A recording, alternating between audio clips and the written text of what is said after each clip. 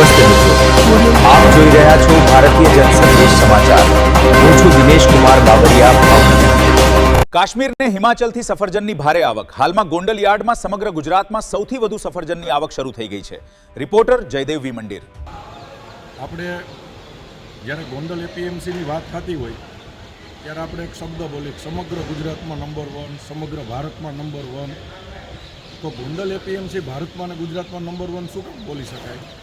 આજે અમે ગોંડલ માર્કેટિંગ યાર્ડના શાકભાજી વિભાગ અને ફ્રૂટ વિભાગમાં આવ્યા છે। અત્યારે ગોંડલ માર્કેટિંગ યાર્ડમાં અમે રાઉન્ડ મારી છીએ। અત્યારે બધી જ ગાડીઓ ફ્રૂટની આવે છે। અત્યારે આ જરદાલાના ટ્રક ઉતર્યા છે, આ કાશ્મીરથી ઉતર્યા છે। કેટલી કેરી આવી છે, અત્યારે કેરીના ટ્રકો ઉતરે છે એ લખનૌથી આવી છે, અને અત્યારે સામે પણ એક ટ્રક ઉતરે છે એ આખો કાશ્મીરથી આવ્યો છે। હમણાં અમે એક ટ્રક જે સફરજનના ઉતરે છે એ હિમાચલમાંથી અને શિમલાથી આવ્યા છે। તો સમગ્ર ગુજરાતની અંદર ક્યાંયથી પણ જરદારા જતા હોય, કેરી અત્યારના સિઝન વગરની જતી હોય તો ગોંડલ માર્કેટિંગ યાર્ડમાંથી જાય, અને ગોંડલ માર્કેટિંગ યાર્ડમાં આખા ભારતમાંથી વેપારીઓ અને ખેડૂતો અહીંયા માલ વેચવા આવે। અમારી સાથે અમારા વેપારી છે। ભાઈ, આપણે અહીંયા ક્યાંથી અત્યારે કયા રાજ્યમાંથી માલ વેચવા આવે છે લોકો? અત્યારે લખનઉ લઈ લો, જયપુર લઈ લો, મનાલી, શિમલા, પછી ગુરખા, એનાથી આગળ રોહતાંગ બધાથી ત્યાંથી આવે છે। અત્યારે કાશ્મીરથી માની લો તો તમે આલુચા જલદાડા કહો, તમે એના લખનઉથી કહો તો તમે દશેરી કહો, લંગડો કહો, એ બધી હિમાચલથી સફરજન, ગુલાબ, પેરું, મેરીપોજા, અલગ અલગ આઈટમ આવે છે। આવી રીતે આખા દેશમાં જ્યાં જે સિઝનનું ફ્રૂટ થતું હોય એ ત્યાંના વેપારી કે ખેડૂતો વેચવા ગોંડલ માર્કેટિંગ યાર્ડમાં આવે। અહીંયા આખી રાતમાં આખી જગ્યામાં બધે જ આખા દેશનું ફ્રૂટ પકડાઈ જાય, અને અહીંથી સવારે ઓપ્શન પૂરું કરી અને સમગ્ર સૌરાષ્ટ્ર અને ગુજરાતમાં ગોંડલથી ફ્રૂટ જશે।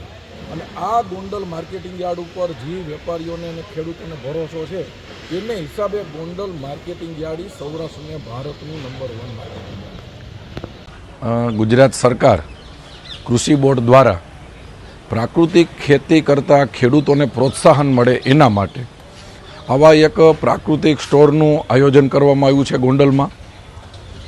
આમ તો હું ગોંડલના હરેક લોકોને કહેવા માગું છું કે તમે લોકો એકવાર પ્રાકૃતિક સ્ટોરની મુલાકાત લો, અને જે ખેડૂતો પોતે મહેનત કરે છે અને જે ઉત્પાદન કરે છે એને પ્રોત્સાહન મળશે, અને આપણા પરિવાર માટે ઓર્ગેનિક વસ્તુ કે પ્રાકૃતિક વસ્તુ શું કામ કરે છે એનું તમને તમારા પરિવારને ફાયદો થશે। તો આવી રીતે રાજ્ય સરકાર દ્વારા જે આયોજન કર્યું છે એનો આજ સવારથી ગોંડલમાં સ્ટોર લાગ્યો છે। ખેડૂતે પોતે ઉત્પાદન કરેલા શાકભાજી તેમજ ડ્રેગન ફ્રૂટ તેમજ અનેક બીજી વસ્તુ, અથાણાથી લઈ અને સરગવાનો પાવડર, સરગવાના પાનનો પાવડર, આવી વસ્તુ પેકિંગ કરીને અહીં વેચાય છે। તો હું હરેક લોકોને કહું છું કે તમારે એકવાર આ સ્ટોરની મુલાકાત જરૂરથી લેવી જોઈએ, અને જે ખેડૂત આનું ઉત્પાદન કરે છે એને પ્રોત્સાહન આપવું જોઈએ, અને આપણા પરિવારના લોકોને 100% ઝેરથી બચાવવા જોઈએ। તો રાજ્ય સરકારનો આભાર માની કે એણે આવું સરસ આયોજન કર્યું છે। કેરીની સિઝન પૂરી થઈ ગઈ છે। સૌરાષ્ટ્રમાં અત્યારે કેરી આપણને નવું લાગે, પણ ગોંડલ માર્કેટિંગ યાર્ડ ગુજરાત અને ભારતમાં નંબર 1 ઉપર એટલે છે કે આખા ભારતમાં જ્યાં સિઝનની કેરી આવતી હોય ત્યાં ગોંડલમાં કેરી આવે। અત્યારે આપણે જે ગાડી જોઈ છે એ ગાડી આખી કેરીની અત્યારે આવી છે। આપણે ભાઈને પૂછીએ, એણે મગાવી છે, ક્યાંની કેરી છે, નામ શું છે અને કેવી એની મીઠાશ હોય। ભાઈ, આ કેરી ક્યાંથી આવી છે? આપણે કર્ણાટકથી આવી છે, અને આ કેરી નામ શું છે? નીલમ કેરી। અને તમે રોજ એક ટ્રક મગાવો, અને અહીંથી બધા સૌરાષ્ટ્ર આખા છે? હજી 15 દિવસ આવશે। હા, હજી 15 દિવસ।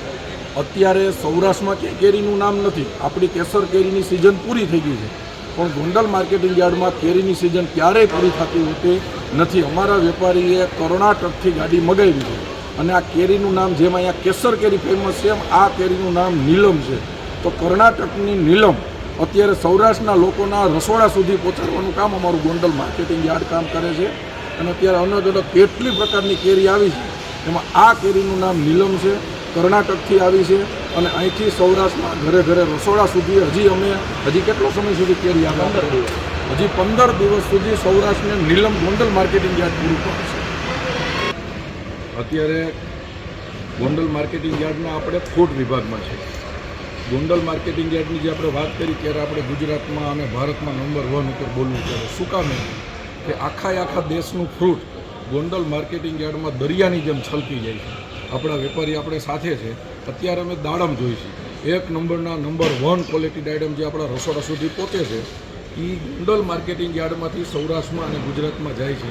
આપણે ભાઈને પૂછી કે આ કયા રાજ્યમાંથી આવે છે ને કેટલી ક્વોન્ટિટીમાં આવતા હોય છે. ભાઈ ક્યાંથી અત્યારે આ વખતે દાડમ કયા રાજ્યમાંથી આવે દાડમ અત્યારે આવક સોલાપુર નાસિકથી આવે છે. રોજ 8 થી 10 ટન માલ આવે છે, 800 થી 1000 ખોખા. એ ઉપરાંત કચ્છના જે આપણા છે એ રોજ 10-12 ટન આવે છે મારે ત્યાં. બરાબર. એ ક્વોલિટી સારી, એના કરતાં સારી ક્વોલિટી આ ટોપ ક્વોલિટી બેસ્ટ, ફૂલ કટિંગ, ફૂલ લાલ.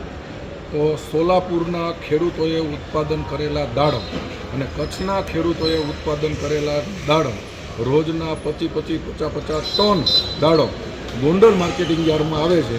અને ગોંડલ માર્કેટિંગ યાર્ડમાંથી સમગ્ર સૌરાષ્ટ્ર અને ગુજરાતના લોકોના રસોડા સુધી જે સારામાં સારા ક્વોલિટીના દાડમ આવે છે એ તમારી પાસે ગોંડલ માર્કેટિંગ યાર્ડમાંથી આવે છે. અને એ આવે છે સોલાપુર અને કચ્છમાંથી.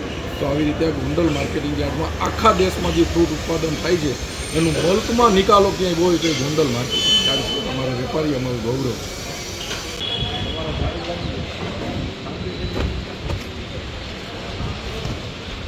વધારે ખરાબ પરિસ્થિતિ આપણા અને આખા સૌરાષ્ટ્ર બધી જતી છે. કર્ણાટકની નીલમ છે.